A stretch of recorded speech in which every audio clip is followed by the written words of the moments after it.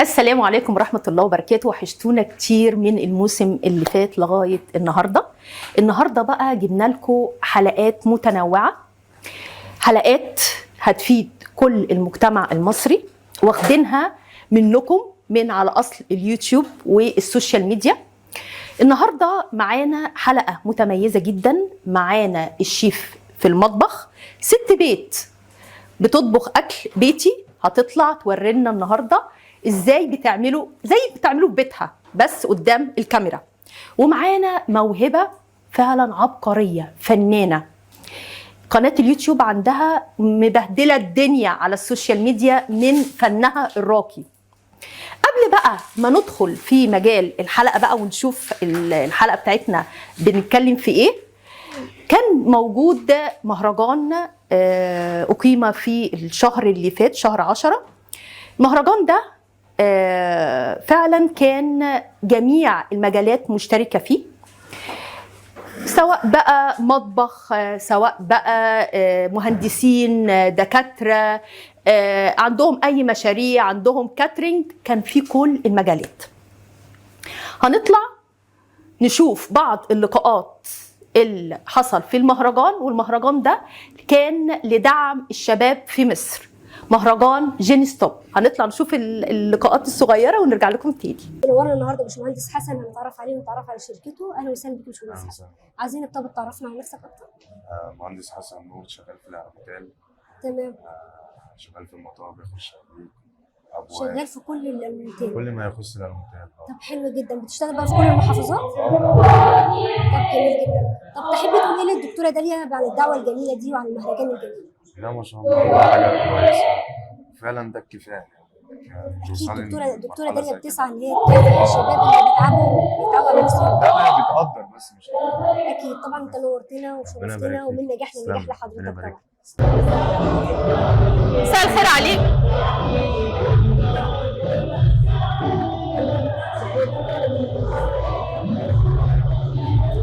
مساء الخير عليكم. النهارده مهرجان جين ستوب لدورته الثانيه لدعم الشباب في جميع المجالات. عملنا الحمد لله مسابقات للشيفات، ومسابقات قصه كفاح، ومسابقات للميك اب ارتست، والحمد لله نجح بتوفيق من ربنا وبتوفيق من كل الناس الجميله اللي نورونا النهارده وشرفونا في المهرجان، بحضور القنوات، عده قنوات فضائيه، وبحضور فنانين كتير. المهرجان بيقام سنويا تحت رعايه جمعيه المقطم لحقوق الانسان برئاسه المستشار سمير هديه، والمهرجان برئاسه الاعلاميه الدكتوره داليا الشريف. مبسوطه جدا جدا اليوم بنجاح المهرجان لدورته الثانيه، واستنونا ان شاء الله في باذن الله تعالى في مهرجانات كتيره لدعم شباب في مصر. شكرا لكم. نورتنا طبعا النهارده مدام شريفه. ازي حضرتك يا فندم؟ طبعا عاوزينك في البدايه تعرفينا نفسك اكتر. نعم، عرفينا نفسك اكتر. ده مش شريفه ابراهيم حاجه. اهلا وسهلا. حضرتك تخصص ايه؟ جايه هنا شيفه شيف. قدمت لنا ايه النهارده طب في الاكل؟ طاجن رز معمر وطاجن فراخ. طبعا شرفتينا ونورتينا. تحبي تقولي ايه للدكتوره داليا؟ اشكرها والله جدا ان هي اتاحتنا الفرصه ديت ان احنا نخش مسابقات كده والناس تعرفنا ونعرف ناس كويسه وكده، زي الاستاذه داليا والاستاذه جوجو وكلهم يعني بصراحه. طبعا انت نورتينا وشرفتينا وشرفنا بوجود حضرتك وطبق حضرتك النهارده. تسلم حضرتك. شرفتيني يا فندم. شكرا. ورجعنا لكم من الفاصل، ومصر مليانه مبدعين فعلا. المهم كنت قاعده بقلب على اليوتيوب كده، فلقيت حاجات خرافيه بجد يا جماعه، بجد حاجات عماله اقول يا ربي الفيديوهات دي حد مصري عاملها. المهم توصلنا للمبدعه اللي عملت الفيديوهات دي. معانا النهارده الاستاذه ايمان محمد الخبيري. اهلا بيكي. اهلا بحضرتك يا دكتور. منوراني النهارده. ده نور سيادتك يا فندم. اهلا بحضرتك، ميرسي جدا على ايه الحاجات الجميله الروعه اللي انت عاملاها؟ ده قلب اليوتيوب. ده من ذوق سيادتك يا فندم. قولي لي بقى، دي موهبه عندك من زمان صح؟ الحقيقه من وانا صغيره كنت امسك الحاجه كده اجربها، اقعد اشتغل فيها بتاع، يعني كانت هي موهبه من زمان، بس طبعا لضيق الوقت بقى وكده طبيعه شغلي، ان انا اصلا كنت رئيس قطاع مشتريات، فالحقيقه شغلي واخد كل وقت يعني. بس تمام. حضرتك عارفه بقى الواحد لما بيمسك هوايه بيحب يبدع فيها، لان انا بمسك القطعه ببقى مش عارفه في دماغي انا بعملها ازاي، الوقت بياخدك، التصميم بيطلع وانت شغاله فيها لحد ما جميل. في الاخر انا بقتنع بيها بطلعها على النور. جميل اللي انت تبقي اصلا موظفه وعندك موهبه ومصممه اللي انت تنمي الموهبه بتاعتك دي وتطلعي حاجات فعلا فيها ابداع وفن. بس انا عايزه اعرف بقى ايه تاريخ بقى الموهبه دي من اولها كده؟ يعني هي ظهرت على النور قريب، بس انا من زمان من صغري انا بحب امسك الحاجه. كنت مثلا وانا صغيره يعني عند ماما وكده امسك حاجه اقعد انا اشتغل فيها، اعمل منظر يعجبها قوي، اشتغل باسكت، اعمل ورده على ايدي كده، فركن معين ما كانش عاجبني كنت انا اغير الديكور كله، كان اي حد من اصدقائي ركن كامل بتاخديه وتغيريه كله. اقول الفكره واعمله انا كله، وده الحقيقه موجود على القناه في اليوتيوب وعلى الفيس برضو، اماكن بالكامل انا مصممه الديزاين بتاعها، الورد ايه اللي يتعمل هنا، خشب ايه، المكان ده ايه، ده كله جميل. انا بحب اعمله. يعني انت من جواكي حابه الموضوع فبتبدعي فيه وبتطوري نفسك فيه، صح كده؟ الحاجات الهاند ميد والديكور واستغلال الاماكن والافكار انا بحب اعمل، لدرجه ان انا يعني جه في دماغي فكره غريبه جدا من اسبوع يمكن يعني، بس انا اعتبرتها هاند ميد، طلع في دماغي ان انا اغير اوضه نومي. الحقيقه مسكت السرير بالكامل عملته بورق الذهب. رحت سالت شفت الورق ده بيتعمل ازاي، اصله ايه فصله ايه، وعملته طلع احسن من اي حد ممكن يجي يعمله، ما كلفنيش حاجه.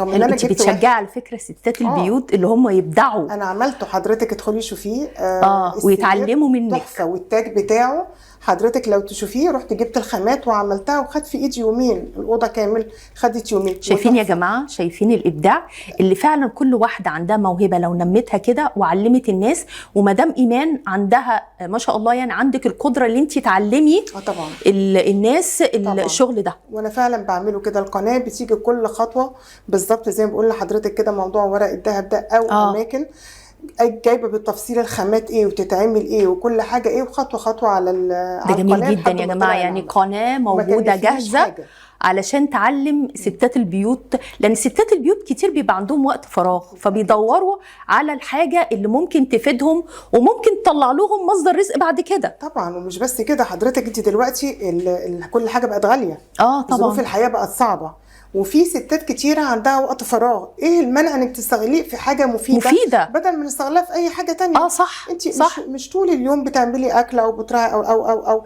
لا، ممكن بقى تبدعي في كل مكان عندك، تعملي منه تحفه فنيه جديده في نفس الوقت، يعني حاجه بتحسن قوي الحاله النفسيه بتاعتك والمود بتاعك. انت تبدعي في حاجه بتحبيها دي مش هتحسي بالوقت خالص بالظبط. طيب نستعرض بقى الحاجات بقى الجميله دي يعني ما شاء الله عليك. اتفضلي حبيبتي. قولي لي دي بقى ايه الفكره بتاعتها، جات لك ازاي وخدت وقت قد ايه بقى؟ انا كنت بجيب اصلا البوله دي لوحدها وكنت بعمل لها انا الستاند، انا عامله كذا ديزاين بس انا جايبه واحد بس منهم. كل ده ورده عادي، انا اللي دهناه كده سبراي، وبعد كده عامله عليه جليتر، وده نفس الحكايه كان لونه اخضر جايباه على لونه وعاملاه جليتر، وتحت هنا حاطه دي فروع من شجر بتقع، كان عندي كتير منها كميه كبيره، وتحتها الالماظ والحاجات دي، بس قعدت اشتغل طلع الديزاين ده، عامله كذا ديزاين، ده واحد جميل بس ما شاء الله يعني، والالوان فيها تناسق كده في الالوان. قولي لي اخد منك وقت قد ايه؟ لا ده ما خدش كتير، ده خد حوالي من 2 ل3 لحد بس ما قدرت اطلعه، في حاجات بتاخد وقت. حلو جميل. بصي ربة البيت لما تقعدي بحاجه زي كده وتطلعي حاجه جميله كده للبيت عندك عامه يعني، وشوفي دي تكلفتها عاليه بره، انا جبت جاهز وما خدتش 2-3 منك، والبيت بتاعك يتغير بقى الروتين والالوان، وبقى براحتها بقى تجيب الالوان الموجوده صح على حسب الديكور اللي عندها في البيت. اشكال كتيره جدا على القناه. مثلا حاجه زي كده يا دكتور، دي حاجه انت ممكن تعمليها بخشب، حضرتك ممكن تعمليها بالكرتون، تاخديها كده وتقصيها على الكرتون. مطلعه انا منها مثلا ده، ومطلعه ده كمان هلال والنجمه عامله لهم فيديو. جميل. بصي حضرتك قد ايه الخامات تجيبيها وتلزقيها في مواد ليه فيديو مخصوص على اليوتيوب وعامله منها حضرتك. الديزاين ده طلع وانا بشتغل، يعني مش ما بقاش محدده حاجه، هي طلع الديزاين وانا بشتغل عادي. جميل. وعامله منه الابيض وعامله منه، هتلاقي كده فيديو مكتوب ايه تعالوا شوفوا الهلال والنجمه الذهبيه عندنا. جميل جميل. ماشي جميل. مثلا دي حاجه برضو الفوم ده. برضو الفوم ده فوم عادي طبعا، كلنا عارفين الفوم. ممكن تطلعي منه، انا عامله منه ورد وكم ديكور غير طبيعي. دي انا جبت ورقه قصيت الباترون طلع معايا كده، عملتها كده وكانت فكره جديده، وعامله بقى منها دي وعامله باسكتات وعامله حاجات كتير جدا. وفي ورد جنبك كده برضو الورد ده بالفوم. ده نحاس برضو، في باسكتات كتيره انا بعملها بايديا نفسها، بس ده كان قدم عندي انا بعمل طبعا اعاده تدوير لحاجات كتيره عندي. ده من ضمنه كان بايظ خالص. يعني القناه برضو فيها اعاده تدوير. طبعا انا عامله حاجات كتيره جدا. يعني بصوا قناه فيها كل حاجه في الدنيا اعاده تدوير عندكم، يعني مش هتكلفكم تشتروا حاجه جديده، وعندكم افكار ومش تاخد كمان وقت. يعني لو دخلتي على القناه النهارده عامله افكار لا انا متابعاكي على طول. لا بلكونه صغيره عملت لها ديكور. صاحبتها دي بتاعت صاحبتي. انتظروا بقى الفيديو الجاي بتاع التراس بتاعي انا هعمله ازاي ان شاء الله. ان شاء الله. في برضو ده في حاجات بعمل حاجات للكوفي كورنر، ده جزء منها. طبعا في حاجات بالورد، بعمل بالمكسرات بعد ما تستغليها بالقشور بتاعتها. ده عاملاه بالقهوه عشان ده طقم كده. ده عاملاه بالقهوه. الاثنين دول طقم كده جميل. ده برضو اسمه شلال، اللي هو الاحمر اللي قدام الدكتور ده. عامله منه الازرق، الوان كتيره قوي. ناس كتيره بتطلب حاجه زي كده تحطها زي ركنه. جميل. بعمل كل كاسات العروسه بكل الديزاينات بتاعتها. ده الشوار كنت لسه اسالك على موضوع العروسه. بعمل بوكيهات الورد، البوكيه الورد الحاجات اللي زي كده انا بعمل يطلبوا منهم الاسماء بتاعتهم عليها وكده. عامله انا بالورد، عامله بالشوار فيسكي، عامله بالاسماء، عامله بالخرز، عامله كذا ديزاين. وبرده بمشي معاها اطقم اللي هي علبه المناديل مع المرايه مع الباسكت، الطقم كامل مع بعض. بعمل ده، عامله كذا حاجه بالاصداف. القواقع دي بعمل بيها اشكال حلوه قوي. الورده دي انا عايزه اقول لحضرتك قعدت في ايدي يوم كامل، ورده واحده بس من اللي فوق دي، لان دي عباره اكتر من 15 فرع يعني. برضو بتاخد برضو شغل وكده. دي معموله برضو من اللي فوق بس. فكده ممكن تعملي الورد من الازاز، من الازاز البلاستيك. ممكن تعملي الورد من الفوم، ممكن تعملي ورد من شرايط الستان، عامله منها شويه ورد تحفه. القناه بتاعتك بتفتح سوق عمل جديد لربة المنزل بجد. يعني بصراحه يعني انا شايفه اللي فعلا عايزين يشتغلوا يدخلوا القناه ويتعلموا يا جماعه، وده باب رزق لكل الناس ان فعلا عايزه تشتغل. طبعا يعني مش حكايه اللي احنا قاعدين في البيوت وبندور على شغل. طب ما الشغل عندنا اهو، والتسويق دلوقتي على السوشيال ميديا كتير، فسهل التسويق، بس المهم نتعلم. فعندنا حاجات جاهزه اهي نتعلمها. والخامات ما هياش الخامات غاليه، صح؟ موضوع الخامات برضو. انت الخامات حضرتك انت مثلا بتعملي حاجه لبيتك، ممكن تقولي انا عايزه اجيب خامه غاليه، هتقدري تعرفي مكانها تجيبي. لكن انت عايزه تجيبي بالجمله ونشتغل بقى تجاري، عايزه تشتغلي تجاري، عندك العتبه مليانه، والمسكي، حاره المزاين، وحاره اليهود، في اي مكان من ده موجود. اسكندريه فيها سوق كبير جدا عند انا اقصد ايه، ربة المنزل لما عايزه تجرب، فعايزه تجيب حاجات السوق. هتروحي هناك في جمله وفي من غير جمله، ممكن تجيبي اكياس صغيره تجرب فيها. وبعدين احنا ما حدش بينجح من اول مره. لو كل واحد لا تفضل تجرب. طبعا انا عندي فضول ان انا اوصل للحاجه لحد ما في الاخر ابقى عايزاها زي ما انا عايزه. لازم تجربي مره واثنين وثلاثه لحد ما تنجح. لان اي حد دخل يقول لي ازاي انت مسكتي تدهني ده، ازاي ايه يعني، ولسه انتظروا الجديد. بصراحه يعني الحاجات جميله جدا، وانا بشكرك على انك مبدعه. مش بشكرك على انك شرفتيني، لا يعني دي مش اول لقاء ان شاء الله، بس ده انا بشكرك على الابداع بتاعك، وانك عامله قناه بتساعدي كل ست بيت اللي هي ممكن تطلع شغل وتطلع مصدر رزق ليها. وفي فيديو لشغل حضرتك هنعرضه باذن الله دلوقتي علشان الناس تتفرج على في حاجات كتير قوي ان شاء الله تعجبكم باذن الله. ان شاء الله الناس تشوف الحاجات وتدخل القناه. بشكرك جدا جدا على اللقاء. يا رب دايما في نجاح باذن الله وازدهار. ميرسي يا حبيبتي. كده بعد الابداع كده يا جماعه اللي احنا شفناه، هنطلع فاصل صغير ونرجع لكم تاني.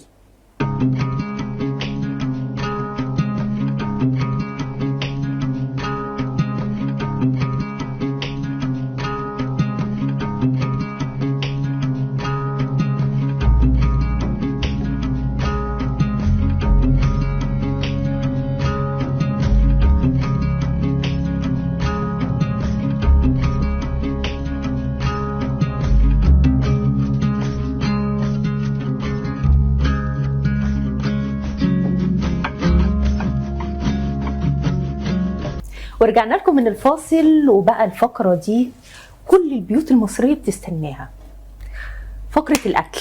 فقرة معانا الشيفات. معانا النهاردة الشيف رحاب سعد. أهلا بيكي. اهلا بحضرتك. منورة برنامج حياتنا. يخليكي. ايه الابداع اللي انا شفته على قناه اليوتيوب ده؟ ايه الوصفات الجميله دي؟ ربنا يخليكي يا دكتور. قبل ما اي حد بيجي معانا بيقدم فقره معانا لازم بنكون جربنا وصفه من وصفاته، وفعلا الوصفه بتطلع فعلا ناجحه 100%، علشان يبقى في مصداقيه في تقديم الوصفه عندنا في البرنامج.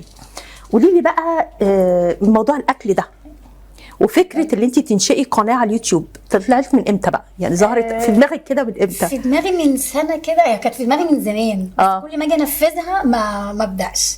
ففجاه كده ان انا كل اللي بياكل اكل من ايدي يقولوا لي اكلك جميل جدا، لدرجه ان لو ضيف جالي يبقى جاي عاوز حاجه معينه لازم يعمل لنا المحشي، لازم يعمل لنا يطلب الاكل اللي اعمله. تمام. ففجاه كده رحت قلت ان انا اعمل قناه على اليوتيوب، وبدات بقى ان انا اعمل فيديوهاتي ما شاء الله، اكل وحلويات وكيكات، حاجات كتيره جدا. تمام. طبعا القناه اسمها هينزل لكم دلوقتي، يا ريت تشتركوا فيها فعلا، لان فعلا هتفيدكم جدا في الوصفات صادقه. تمام. قولي لي النهارده بقى الشيف رحاب هتقدمي لنا ايه؟ هعمل لكم مكرونه نجريسكو. نجريسكو النهارده. يلا نبدا بقى ونقول المكونات ايه؟ نقول المكونات. عندنا المكرونه طبعا مسلوقه نص سلقه. تمام. حابين تعملوها اقلام اعملوها اسباجيتي، هي اصلا اساس النجريسكو بالاسباجيتي. تمام. فعندنا المكرونه المسلوقه، وعندنا الفراخ متقطعه صدور او بانيه زي ما تحبي، اللي موجود عندك.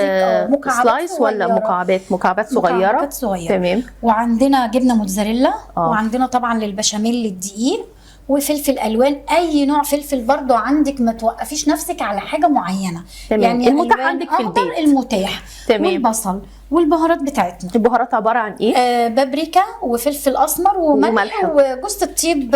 يعني براحتك، يعني موضوع جوز الطيب ده بتبقى براحتك انت. طب نبدا بقى نقول بسم الله الرحمن الرحيم. بسم الله الرحمن الرحيم. احنا هنبدا دلوقتي مع بعض نعمل البشاميل. بشاميل ماشي. هنحط شويه من الزيت في حدود قد ايه كده؟ نص يعني فنجان مثلا كده؟ نص فنجان نص فنجان. تمام. والدقيق 4 معالق دقيق. نص فنجان زيت على 4 معالق دقيق. من الدقيق. اوكي. وهنبدا نحمرهم. لازم موضوع التحمير ده علشان ما يبانش الطعم في البشاميل. ايوه. شفتيني وانا شيف بشرح معاكي. ايوه. خلاص احنا مش بنحمره قوي. يعني هو تحميره كده بسيطه. وبعد كده بقى ايه، بنجيب اللبن بتاعنا. اي نوع بقى لبن؟ اي نوع لبن يعني. براحتك يعني. ما توقفيش نفسك على حاجه معينه. وطيتي النار عشان احط اللبن. عشان احط اللبن. بسم الله الرحمن الرحيم. قد ايه لبن بقى المعيار ده؟ لتر لبن. لتر لبن هو بيبقى 4 كوبايات مج زي ده كده. تمام. اوكي. يعني احنا دلوقتي حطينا نص فنجان زيت على 4 معالق دقيق على لتر لبن اللي هو 4 كوبايات. ايوه تمام كده. تمام كده. ماشي. ونقلب بقى ونقلب كويس. لازم كده عشان تتحكمي في الماسكه. جميل.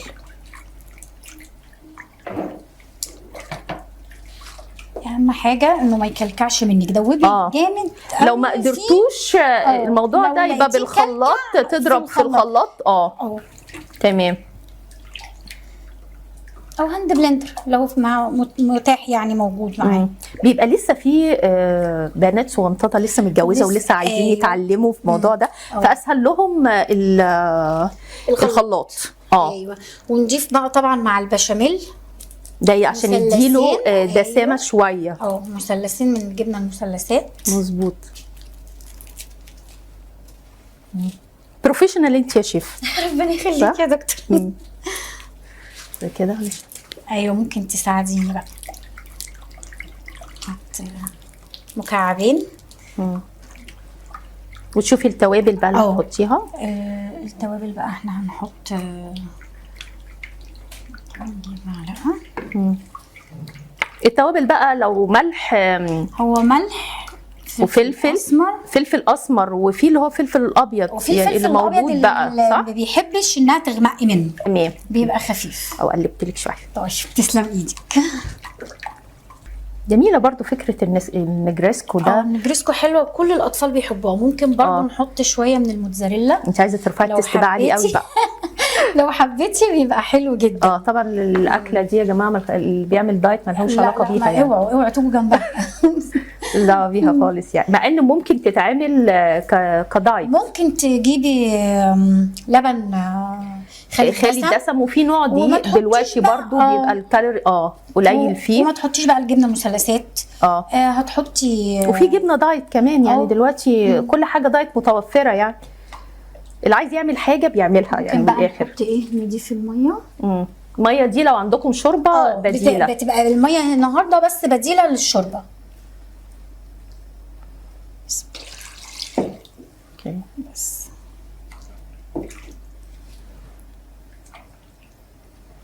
احنا اول حاجه بنبدا بيها النجريسكو هي البشاميل، ونركنها ونبدا بقى نعمل ايه الحشوه بتاعتنا اللي هي الفراخ. عايزين حاجه ماشي، نعمل هنا الفراخ ونرجع ننقلها. ماشي اوكي. نحط فيها اولعها. ولعها. ايوه كده تمام. برضو هنحط، وبرضو الماده الدهنيه حسب اختيارك انتي، يعني ممكن تحطي سمنه بلدي، ممكن تحطي سمنه عاديه او زبده. ما الزبده لازم يبقى معاها زيت عشان الزبده بيبقى معاها زيت عشان ما تتحرقش. قولي لي موضوع الترند اللي طالع، موضوع الزبده جربتيها؟ الزبده انهي نوع؟ ما في بيعملوها بالقشطه. بيعملوها بالقشطه. هي كويسه حلوه، مش وحشه ومش بتحرق زي بقيه الزبده. جميله يعني. جميله، وانا شايفه ان هي موفره يعني. موفره شويه. يعملوا سيرش بقى على الموضوع ده واعملوه. عايزين حاجه ننزل بيها. خدي المعلقه اهي معاكي. يلا بقى نغسلين.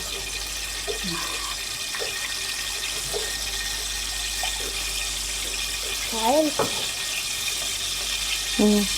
نوطي شويه النار. بسم الله الرحمن الرحيم. بسم الله الرحمن الرحيم. هننزل طبعا الفراخ على زيت سخن، تاخد صدمه الاول علشان ما تنزلش ميه كتير. عشان لما بتنزل ميه بتنشفها ما بتستويش. تمام. الميه بتاعتها بتنشفها. نعلي علشان اول ما تاخد لون من تحت كده نروح مقلبينها.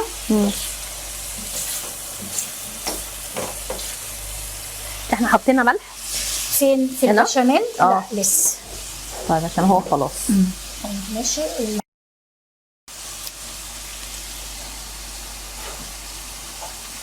الملح هنقول معلقه، يعني نص معلقه كبيره او معلقه صغيره، اللي مش هيبقى واخد باله ان هو يحط المعلقه تطلع كبيره منه.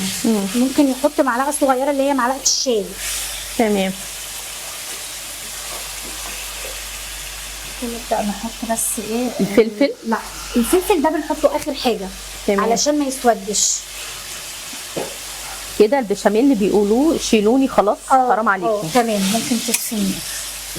هنحط بقى معلقه او حسب يعني رغبتك، يعني انا بحب احط فلفل اسمر للفراخ بالذات. علشان هو الاحسن يعني. طبعا لازم تحط لها فلفل اصفر. ونحط معلقه من البابريكا. تمام. أكلة حلوة يا جماعة وفيها قيمة غذائية عالية قوي الأطفال يعني بتحبها على فكرة. يعني لأن الأطفال بتحب جدا المكرونة بجميع أنواعها، وبتحتاري معاهم لما ما يكونوش راضيين ياكلوا أكل مش عارفين. لا هنحط بقى البصل. هنبدأ بالبصل. حطي البصل ما تسيبيهاش لما تلزق. نحط بقى الفلفل. طبعا الفلفل ده بيبقى آخر حاجة علشان ما يسودش. تمام. وممكن تحطي زيتون، شرايح زيتون اسود اخضر، اللي متاح موجود في البيت بنحطه في الاكله دي بالذات يعني. على فكره الاكله دي سهله للي لسه مبتدئين. سنه اولى مطبخ. بس هي التكه في البشاميل بس. هي مش أكتر يعني. والعلم البشاميل بقى سهل دلوقتي، ما بقاش. لا، ما احنا مش عايزين حد يشتري حاجه جاهزه، احنا كل حاجه تتعمل في البيت. البشاميل سهل ان انت تعمليه. تمام. 4 معالق دقيق والكيلو اللبن وكوبايتين من الميه او كوبايتين من الشوربه. اوكي تمام كده حلو. الفراخ بتاعتنا تبقى جاهزه معانا. نقفلوا. ريحه الاكل يجنن يا جماعه، رغم اللي هي حاطه كميه توابل قليله، بس الفلفل الالوان طبعا مع الفراخ مع البصل مش اي حاجه نمسك لا فيها. يعني تجنن. عاوزه اقول لحضرتك على حاجه يا دكتور. البهارات الكتير مش بتغير الطعم طعم الاكله. هي اساس اي اكله. عاوزه اقول لك على حاجه، فلفل اسمر وملح بتخلي الاكل جميل جدا. زي ما اتعودنا زمان. هنحط بشاميل في الارضيه طبعا بتاعه صينيه المكرونه. عاوزين بقى نحط شويه بشاميل في المكرونه بتاعتنا.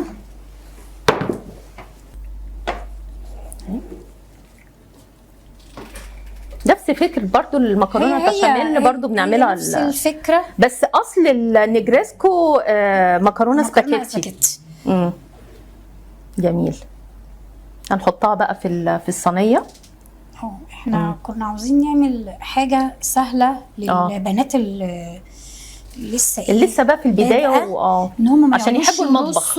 ان هم تعملي تدخلي المطبخ وتعملي حاجه جميله وقيمه وفيها فيتامينز عاليه قوي وما تاخدش منك وقت. نجيب الصينيه بقى ونحط المكرونه. وفي بقى برضو ممكن ما ترصيش، تعملي بتروحي حاطه الفراخ على المكرونه مع بعض على البشاميل وتقلبيهم كلهم في بعضهم، وتروحي ممكن تساعديني بس. تمام. ممكن ناخد شويه كمان بس. ونحط الفراخ، نحط الحشوه بقى بتاعتنا. بسم الله الرحمن الرحيم. انت على حسب بقى ما انت تحطي كميه بقى الفراخ اللي زي ما انت عايزه بقى براحتك عاوزاها. تمام. نرجع مكرونه تاني. عاوزين نجيب بس شويه بشاميل تاني هنا بس.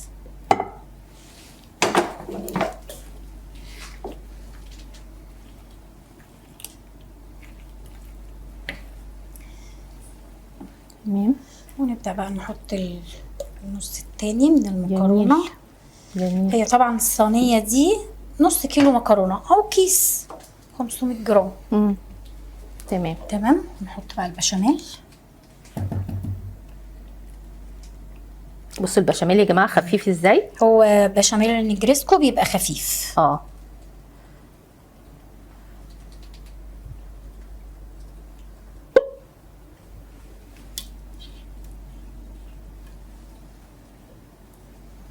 تمام. كده. والفرن شغال على درجة حرارة 200 ولو في 280 ماشي.